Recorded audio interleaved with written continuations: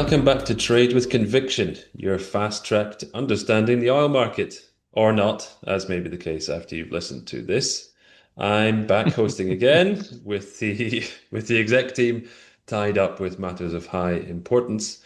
But I have Phil back today and also a warm welcome return to the pod for John Coleman, our man in the US. How are you feeling about pre-Christmas?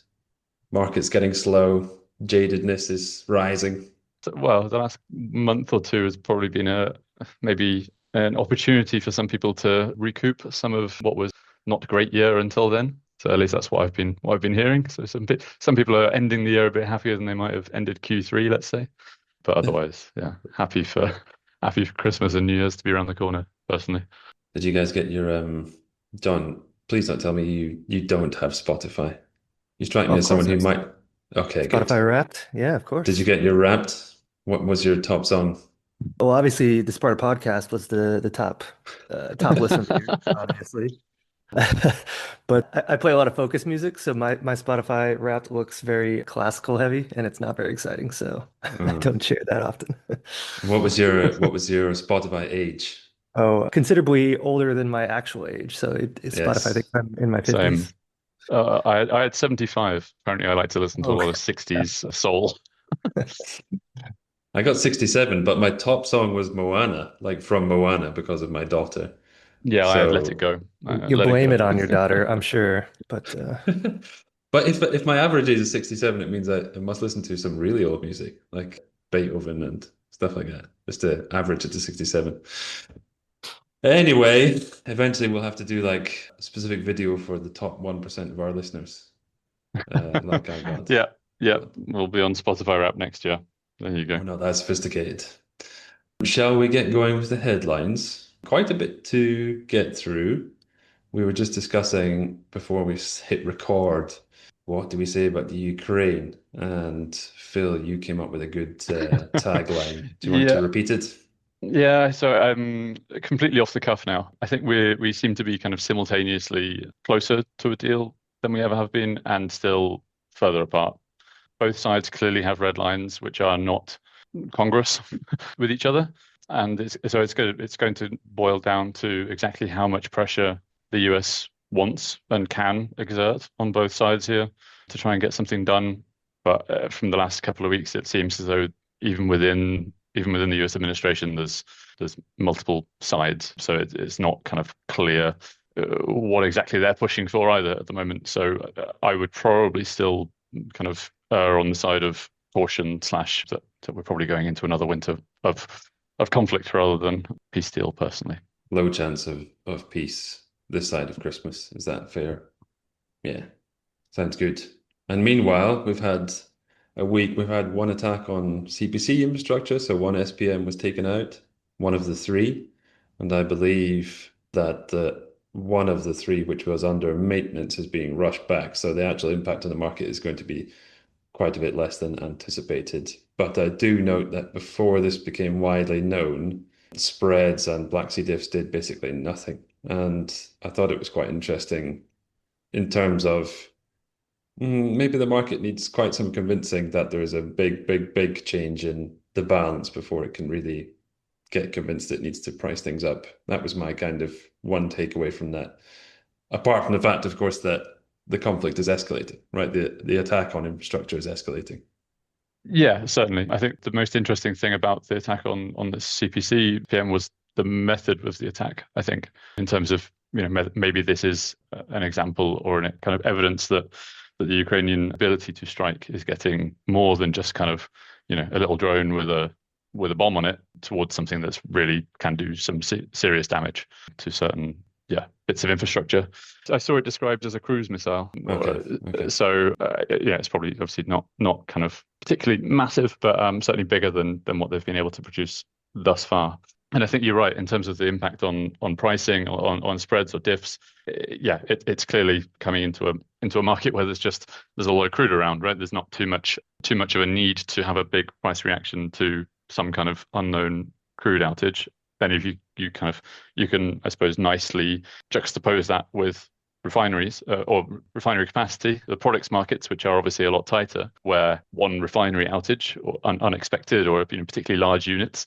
And yes, I am thinking about Dangote RFCC again, but one unit going down can move a market, whereas in crude, it seems like you've got the opposite in terms of there's so much supply that some outage here or there, even if it is a relatively big one, can be absorbed without a massive price reaction. Yeah.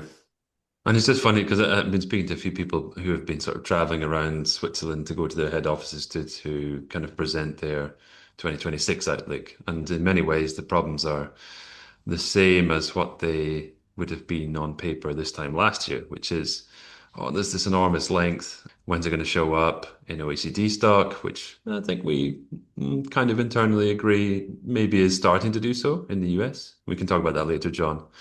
But you have to make big dents in this glut for the market to kind of get a different narrative going. And I think one of the ones would be the change in tone from OPEC, right? So that came out last night, a bit of an early release for the OSPs. That's the lowest Arab Light Asia OSP for 5 years. And that brings us into 2020, which is obviously a COVID year. And I don't get the impression from most refining margins that this is like a margin problem. It's more like I need to try and attract some demand because there's a lot of crude around problem. And so when you combine that with, they're pausing their hikes in Q1, it's a very weak OSP, you kind of get the impression the group might be setting up for a bit of a change in tone regarding what they have to do next year. Yeah, I think that's fair. And I guess, I don't follow OSP setting that closely, but my kind of layman's understanding would be that it should or typically largely follows Dubai spreads, right? Which, as far as I can see, aren't that weak. Of course, that's part of the change month and month, but in terms of the outright, it's the lowest level in quite some time.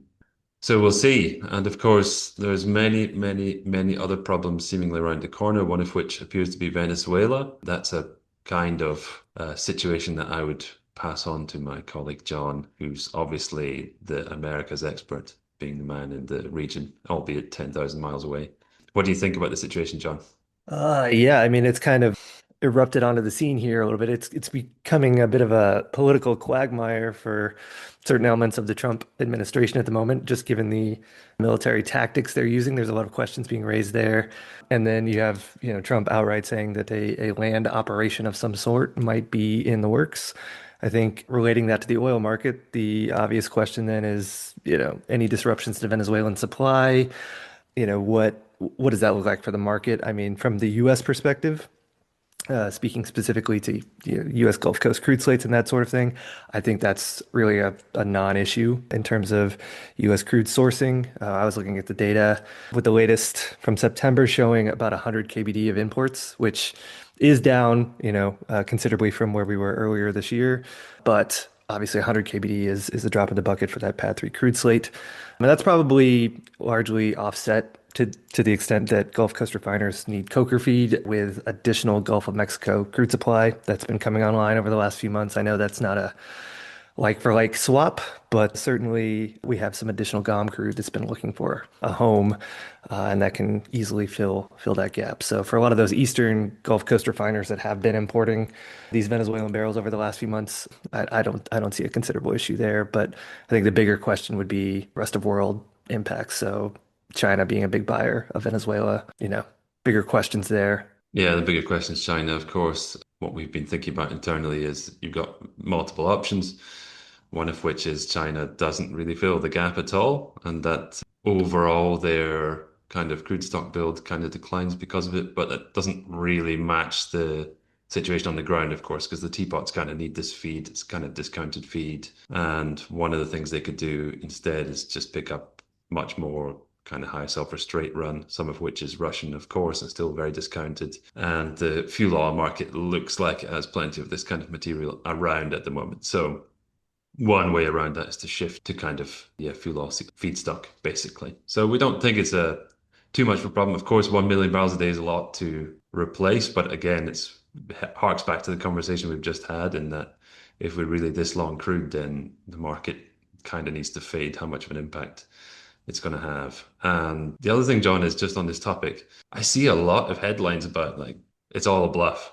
And, you have this situation where you have these threats coming in against the Maduro personally and the regime, but there's also lots of backroom conversations going on, kind of wheeling and dealing, and I'm left in almost the same position as I feel I am on the Ukraine peace deal, and that I really just don't understand what's going on. Like, I don't have enough information to take the threat of A, military action seriously, and B, to extend that towards like the full 1 million barrels a day of oil is going to be taken off the market for a long time.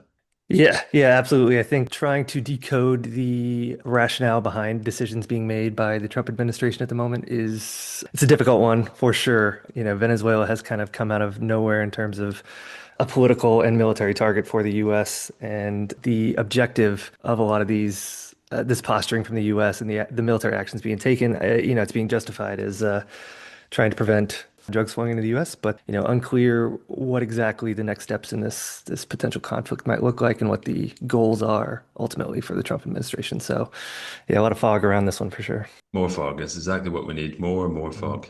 Speaking of fog, there is more fog in the real data. So the last headline bit of the day before we do a bit of physical stuff is the EIA data. Just to top this off, that's again showing US crude supply pretty hot, right? John, do you want to kind of comment on that?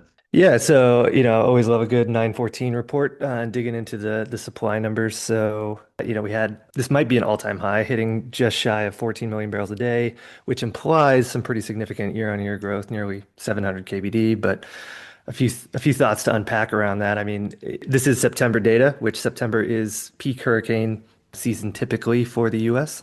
And with that, 2025 was a bit of a unique year in that regard, in that we had no hurricane landfalls in the U.S. for the first time actually since 1990. I had to dig Okay. back in the weather data for that one. I think we can And thank where, Trump for that, can't we? yeah, right. He protected us from hurricanes this year. So Come on, guys. Come on, guys. I've heard Let's that. reduce the political. Sorry. I'd um, say it's rather going to be Cloudflare's fault. No, wait. I don't Yes. know. I don't know if we can keep that in. Do we have to cut that? Who No. knows? It'll be fine. um, Right. So, I mean, we did have storms roll through the Gulf last year, so it's a bit of an apples to an oranges comparison for September supply from the Gulf of Mexico. But with that, we have seen a lot of Gulf of Mexico supply coming online from new projects this year. I was just on the road talking to some clients, and they were making various comments about how their feeling around that GOM supply is that it came on much faster than what most people were expecting, and that it perhaps struggled a bit to find a home more so than what might have been expected. And that's kind of in line with the weak pricing we've seen from, for example, Mars and various grades over the last few months. So that's a bit of an interesting one. So just a non-hurricane impact does make supply look a bit higher this year, but in reality, there is more physical barrels hitting the market. And some of that I think is even more surprising in that DOE report showed almost a 300 kbd volume growth out of the Permian Basin and specifically out of the state of New Mexico, which is pretty relevant given that that is the Delaware Basin of the Permian Basin. For those of you that don't dig into the weeds on upstream economics in the US, that is a highly economic basin, but it also produces a fair amount of lighter material. So this is going to be your West Texas light grades, your even all the way up to, condensate type material. So if you're producing, 300 kbd of additional volume of, 48 API to 55 API type material, that is, over the last few years has proven to kind of develop its own unique market niche for that type of crude and not a true substitute for a WTI grade barrel. So there's, questions on can you blend that up to a WTI spec and export it? I'm beginning to see more and more questions being raised about how much impact to WTI pricing this sort of supply can have. But ultimately, I think the biggest surprise out of all of this is that with that 300 kbd growth year on year, you haven't seen much of a rig impact out of the US, given that flat prices and realized prices for these US producers is probably sub 60 at this point. The rig count has been remarkably flat. I mean, that's pure resiliency that you have not seen from the US in past cycles. Previously it was if you drop below 60, look out below on the rig count, but that's not been the case this time. So a bit of a different tactic and posturing and planning cycle that we're seeing out of the US. And probably contributes to that supply overhang that we've been talking about on this call, that if weak flat prices are not suppressing the US, where does the supply restraint come What from? do, yeah, what does OPEC do? Yeah. Yeah, and I've seen that chalked up into various things, right? More kind of M&A over the last however many years, majors taking over with their planning, new technology, right? Getting basically more bang for your buck per More efficiency. Yeah. lateral or whatever it is. Yeah. Showing my ignorance here, but it does seem like there's a bit of a sea change in what's needed to keep US shale afloat or not afloat. All right, and I wanted to make one more tiny point about that. There's something dodgy about the September data, and that's because the adjustment factor has swung from slightly positive to extremely negative in 1 month, and I always get a bit jittery when that happens. So I wonder if there might be some revisions to that number, but we can talk about that perhaps in a month or two. All right, let's do some physical markets. We could either start with crude or we could start with light ends. Phil, do you feel like you want to talk, or are you I happy can just jump to? in.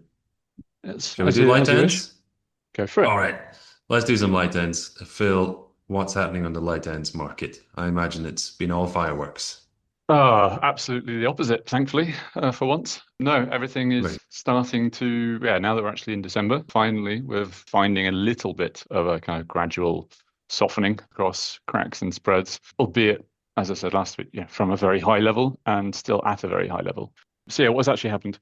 TC2 has come off from a very high level. That MR market in Northwest Europe just got too overheated, essentially, and it shifted a lot of the WAF demand, which we've identified as being the only kind of real ARB demand out of Northwest Europe for gasoline, at least. It shifted a lot of that WAF demand onto LR2s rather than MRs. We had this big discrepancy essentially in the landed value that you can actually achieve if you booked an LR versus an MR.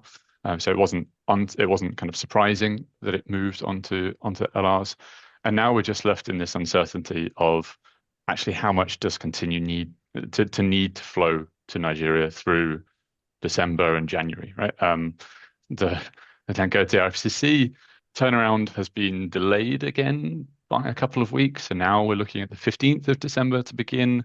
But we were talking about this internally. It seems obviously that's basically a moving target now. It's very difficult to kind of put that kind of schedule on the roadmap and fix it, which does slightly point to the fact that it doesn't look like they're using kind of an external company, as many refineries typically would if they've got planned turnarounds. And if it's kind of internal resources, without wanting to go into too much detail, maybe it doesn't really fill you with too much confidence going into next year that unit will come back at suddenly 100% efficiency, or maybe be able to run at its kind of nameplate capacity reliably through 2026, let's say. So something on the horizon to keep an eye on at least. And Suppose when and your if, go on. suppose your confidence meter on that was already fairly low Yeah, before thinking about that problem. yeah, no, I think that's fair to say. I don't think anybody out there is particularly, has massive hopes that this particular unit is going to ever really run at nameplate capacity reliably, but we could be surprised, obviously. If and when it does go down, just to finish off, obviously the impact would be on gasoline, should be a decent, or is likely to be a decent sized impact on LPG markets as well. They're not particularly strong at the moment, obviously, but Dangote has become a relatively major supplier of LPG, at least in the region. So a little bit of support for the LPG market there. Elsewhere, if we're looking at the US, we've got another one of these big divergences in gasoline, at least between pad 1 and pad 3. So over the last 4 weeks, we've had a kind of a 14 million barrel divergence between the two pads. We've got a 9 million barrel build in pad 3 and a 4 million barrel draw in pad 1. And that's happened even though net exports have been pretty much in line with the last few years. And if you're just looking at net exports, it looks kind of in line, but it masks the fact that actually both exports and imports have been very high. So we've had very strong exports, it seems, out of pad 3, and yet they've managed to build very rapidly. And we've had high imports. I haven't been able to, obviously, in the weekly data, it's not going to tell you if it's pad 1 or pad 5 that's been doing that importing. I expect some of the year-on-year upside is probably pad 5. You Is can that not check true? that actually. You can Is check it? it, yeah. Okay. It's in the weekly data.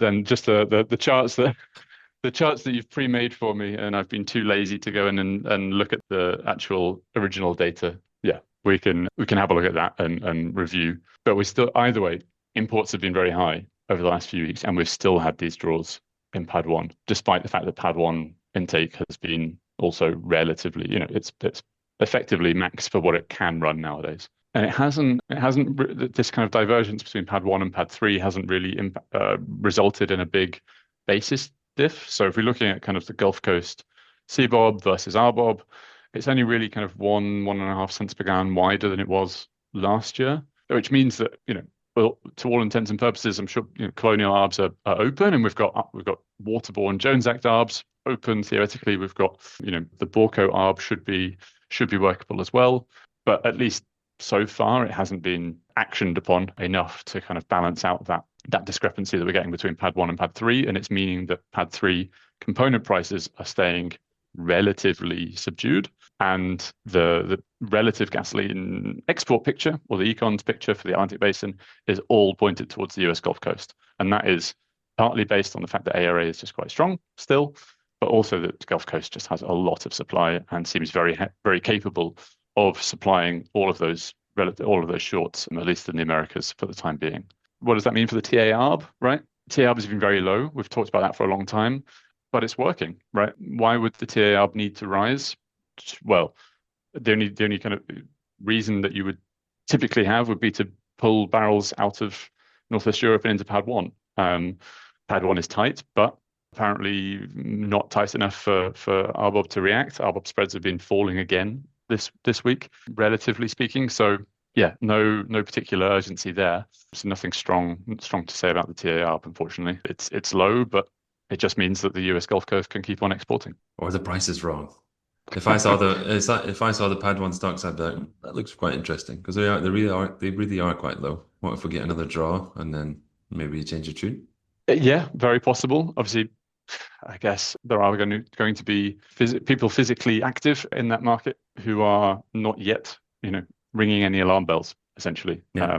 The physical market there has not particularly reacted at all. And so, yeah, for operational levels, at least, it seems that there's no kind of immediate concerns there. And it looks like there's enough naphtha around. Like that's one of the sort of trends that we've been thinking about, is the naphtha arb from Europe into New York, right? And even I was looking at the kind of Med FRN ones, those are back to open. Yeah. So maybe it's more of a naphtha story. Yeah, and that's potentially also helped previously that TC2 market rally that we had, that strength in MR demand for transatlantic voyages, and obviously nobody's blending extra RBOB at the moment in Europe and sending it across, but European naphtha is looking for outlets, certainly, and the gasoline, the grades that are suitable for gasoline blending do seem to be heading across the Atlantic, and New York is happy to become more of that blend hub rather than necessarily needing to import the finished grades. So that is certainly true. All right, and speaking of naphtha, what's happening on East-West? Yeah, I think it looks like we've started to potentially come off that very, very high point.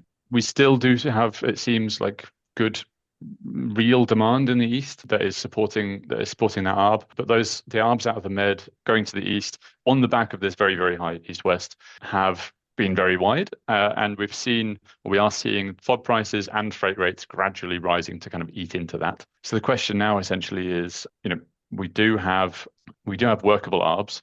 Arbs actually look even more workable for Jan and Feb loaders, and that's partly on the back of the fact that freight rates have come up at the prompt, but there's actually a very big backwardation in freight rates at the moment. So, if anybody can lock in a Jan or a Feb freight now to move naphtha, it still looks like it's workable.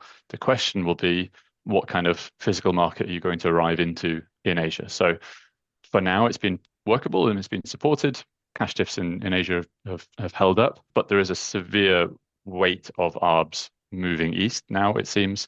And so it's just a question of whether or not that is going to be oversupplying the Asian market. The main concern at the moment is a lack of, or a downturn in Russian volumes heading that way. If that kind of concern at all decreases, then that's going to be needing to push out some of those Med barrels quite quickly. And the first instance, or the first way that it will do that, is that obviously Asian cash diffs would come off. So it looks a little bit less certain as we move further into Q1. Okay, why don't we move on to physical crude? And that's where, John, I would like to bring you back. What's happening on the crude markets? Do you want to start with kind of WTI? which I guess is your bread and My butter, bread and right? butter. Exactly, exactly. Yeah, let's talk some WTI because there's, I guess, some interesting things pricing wise that we're seeing there. So at the moment, TI looks like it's going to have some headwinds in terms of competing into even Europe at this point, but definitely into Asia. So, I know a lot of clients listen to this podcast, so they're probably very familiar with our signals dashboard at this point, which distills the competitive dynamics down quite nicely. What that's telling us at the moment is TI is looking quite uncompetitive going into Asia. A lot of that has to do with Murban pricing out of its mind competitively into that market, and the OSP move on Aramco grades is providing a lot of pressure even on the light side as well. So, really TI looks neutral at best going into Europe and pretty uncompetitive going into Asia. So, a lot of this ties back to the move that we saw in paper spreads with TI Brent tightening kind of coming into this month.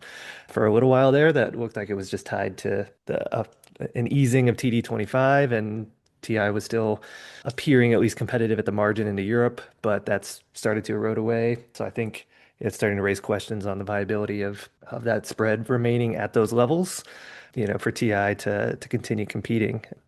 On the narrative that there's too much supply in the world, WTI would be your traditional market-based marginal supply that should price accordingly. So I think for us, with TI looking uncompetitive, and this is against a backdrop of North Sea grades also looking quite expensive at the moment. We're pretty clean in that complex needs to come off. It's quite overdone, quite expensive, and that North Sea physical premium are probably the next shoe to drop.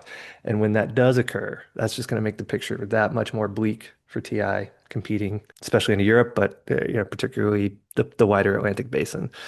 So I think at the moment you've got two real levers that we're watching quite closely on that. That's going to be your Brent TI paper spread, as well as your MEH pricing. I think both of those probably need to ease a bit to grease the wheels for TI to compete globally, while also protecting Cushing inventories, which again are riding quite tight for the 100th week in a row or whatever it is. We could have a whole podcast talking about Cushing. But yeah, TI is looking a bit trapped at the moment, pricing wise.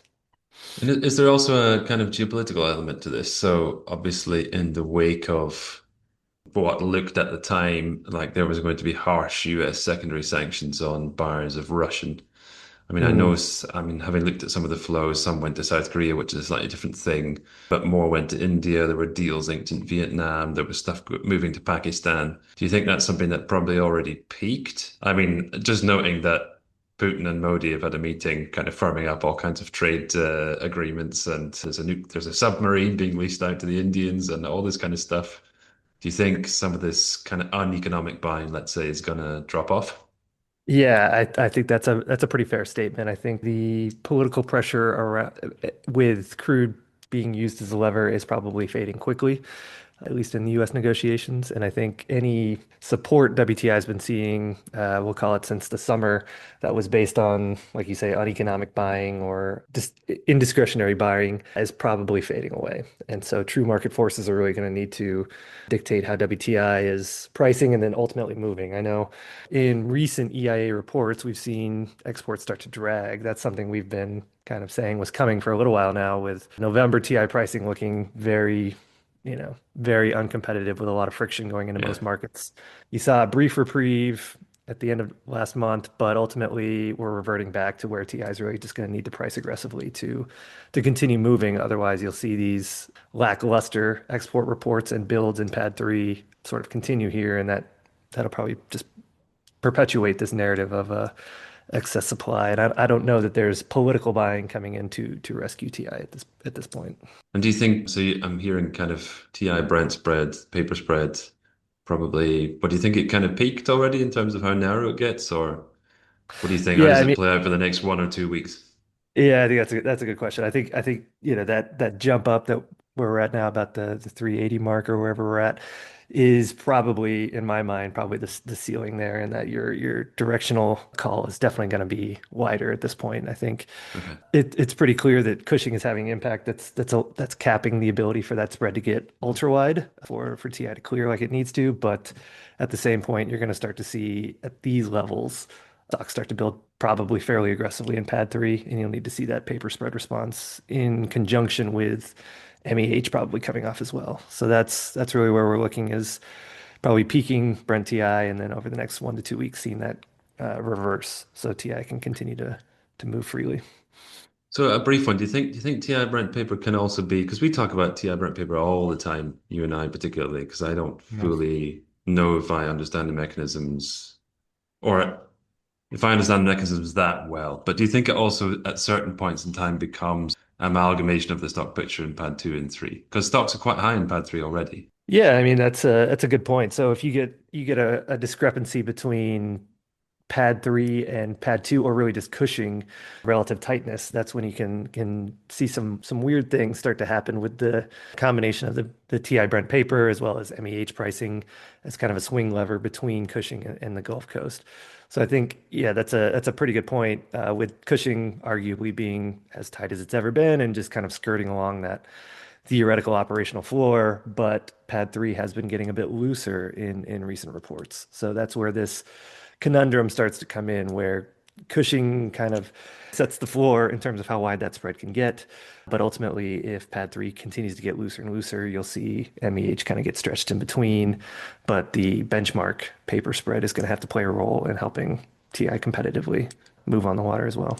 Sounds good. I like the sound of that. And finally, perhaps finally, the long mooted theory that US commercial crude stock builds can start to actually show up the glut will finally prove Finally true. play I out. think that, yes, I mean, I've just been wrong for a long time, just got the timing wrong. But the 4 week average looks pretty bearish, I would say, over the last 4 weeks. Looking at what crude stock changes should be doing, they should be drawing at this time of year, Right. and they're not. So watch out there.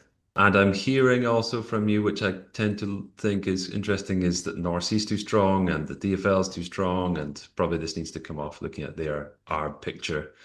I saw I saw on Twitter that there was a cargo, a VLCC of 40s moving to China, which kind of surprises me a little bit, but Mm.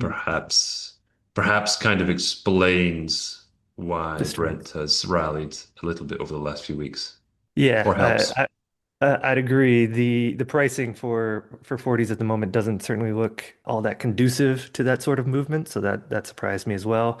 And perhaps that's helping to provide the support to create this artificially expensive nature in the North Sea at the moment. But I think eventually economics are going to have to win out here, and you'll see the broader complex have to come off. I mean, it's having a knock-on effect on WAF markets as well, right? But if I'm just looking at, as you said, our signals dashboard, the WAF grades look very uncompetitive. I mean, you've said spot prices have been coming off, but clearly not enough to overcome that strong dated picture.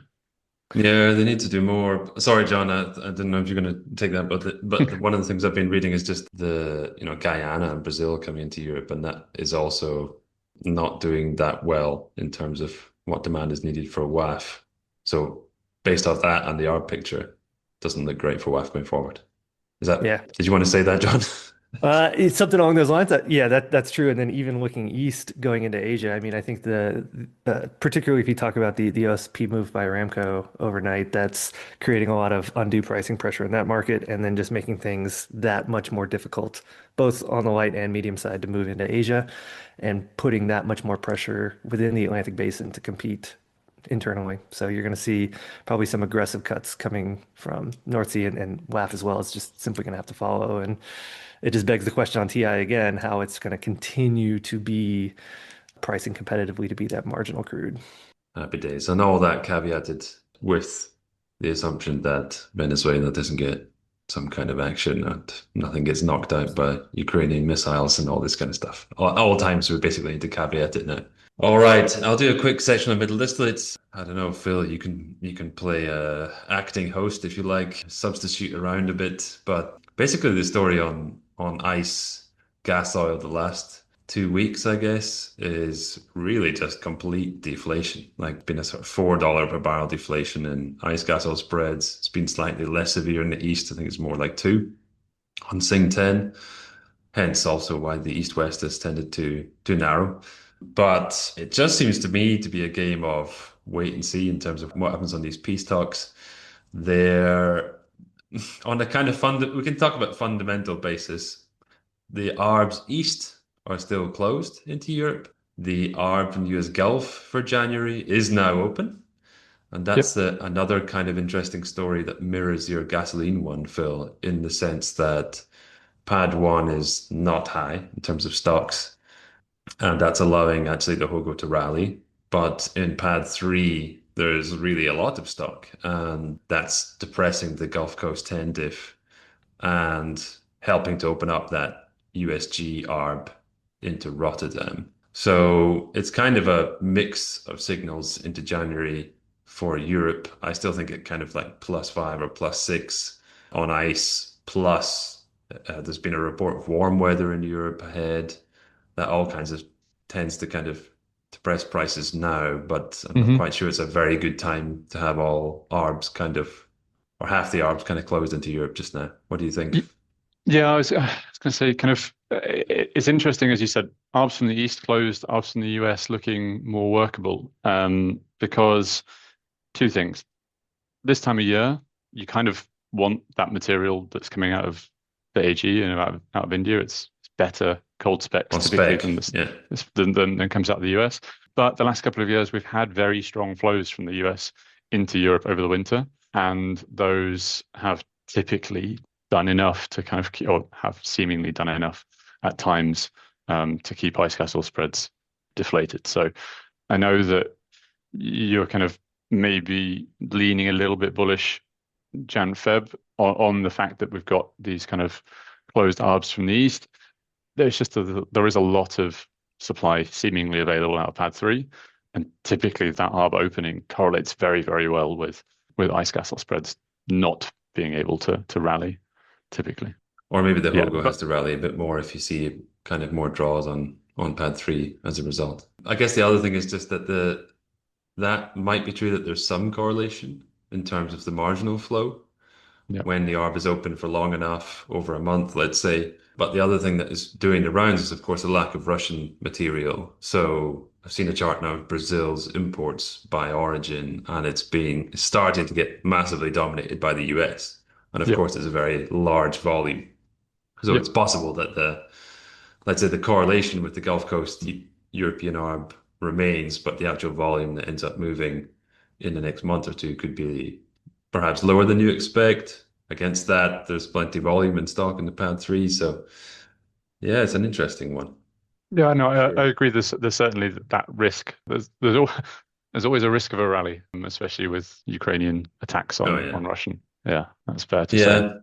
And over in Singapore, just the last point of the day, over in Singapore, the regrade, which again is proving very strong. I can't remember, I haven't looked this morning. I think it was a buck 20 per barrel or something for the December one in Singapore. Of Yep. course, that's that a big part of that is just the deflation in the Sing 10 spread. But I think there is some genuine tightness over there. Look, been having a look at Japanese kerosene stocks. Those are relatively low year on year. And it's happening with a confluence of factors, right? There've been plentiful issues in Japanese refineries recently. There's been cold weather in Japan. Al-Zour has been offline, and that's pretty big yield. We're talking about 100 kbd of jet. Yep. So all this has come together. But I'm just thinking, yeah, probably the top is in terms of your incentivizing max yields. You're going to get Japanese runs higher again. There's talk of more Chinese exports. Let's see if that actually bears out. The LA ARB from South Korea is now closed. It's been open for a long time. So it just seems like the regrade probably has peaked. As a I small, little, interesting minor story. Yeah, I did dust off my analyst brain for Eastern kerosene markets the other day and had a look at the Japanese Meteorological Association's Oh, yes. forecasts for Q1, and it's leaning slightly warmer than normal. So Mm, goes with your regrade to potentially have hit a mm. ceiling argument. Let's see. These things are always so difficult because also in Europe, like the last 2 weeks has been, I saw one report that was doing the rounds and it was going to be extremely cold. And then now we're heading for warm. And I think it just, that tends to move the needle quite a lot at this point in Yep. time of the year. And over in the US, I think there's a cold patch, right, John? Are you feeling chilly? I am feeling a little chilly. Yeah, no, I'm Okay.